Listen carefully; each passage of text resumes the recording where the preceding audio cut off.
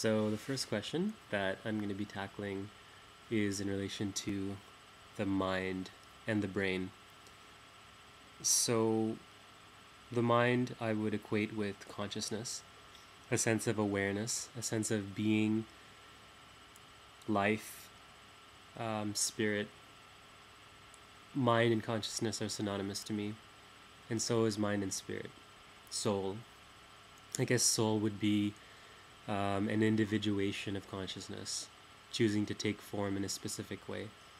So I would be an individuation of consciousness, choosing to take form in this body, in this mind, in this perspective, in this place in time and space. And that would be my individuation. The brain then would be my physical organ that orchestrates my experience, my interaction, my behavior in this realm. So then I would put mind as something higher than the brain, something ethereal, something beyond the physical realm, something that is much more beyond and pervades it. Sorry, brain fart. But the mind would be something that is beyond the brain. The brain for me and the body, I would not sort of separate the brain and the body, because for me, the body is one organ, or it's a vessel, the brain being one of the main organs. The body and the mind for me are a manifestation of my consciousness, of my individual form of consciousness on this planet at this given time. So that's my view on it. In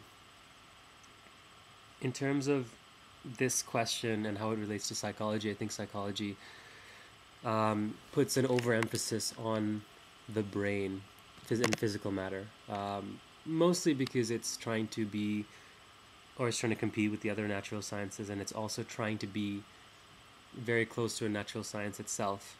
But it is a little difficult because when you're studying humans and human behavior, it's all willy-nilly and good to study the vessel, but I think psychology sometimes misses the point that we're more than our body and more than our brain. We're a being, and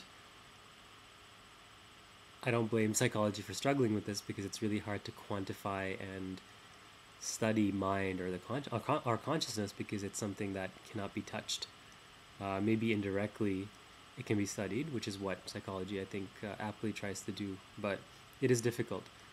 I think psychology does need to put a lot more emphasis into individual experience, subjective experiences, and needs to look beyond its purely I want to be a natural science perspective, and to embrace broader horizons. There is more to us than meets the eye. It's more to us than our body. There's more to us than our brain, and I think there's a lot to gain from that perspective. And the question about what orchestrates behavior, it's a very, very complex and multifaceted question. But a simple answer from my perspective would be that the mind orchestrates behavior primarily. It's the mind that is the intention, the force, and the focus that moves and focuses the brain and causes, so to speak, the brain to fire its neuronal signals and to make the body do things. So yeah, that's basically my answer. But the more complex answer would be that there's so many causes of behavior. I mean, social situations can cause you to behave in a certain way. The temperature and weather can cause you to behave in a certain way. Your past experiences can cause you to behave in a certain way. Everything in our experience can cause you to behave a certain way. I guess one mediator of being affected by these things would be being present or conscious. Um, in my life, the extent to which I've been able to be present and conscious of myself and what I'm doing has really shown me that there are a lot of forces that do go automatized. So, for instance, if we're if we're playing a sport, a lot of things we're doing are habits that we've learned, motor activity, procedural memory that we've sort of established that just go on autopilot. I mean, that's what the brain does.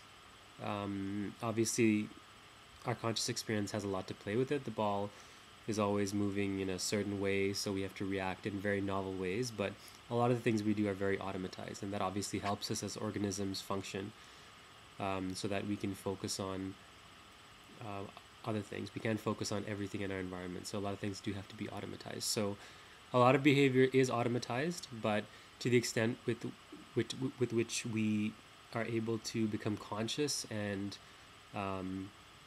present in what we do, I believe that we can control, so to speak, more of our behavior and bring more consciousness into our experience, thus enabling us to have a more qualitative experience in whatever we're doing. But what orchestrates behavior? Yeah, many things, a lot of things. And I think the mind and the brain both have a part to play in it. Yeah, I think that's it for question 1.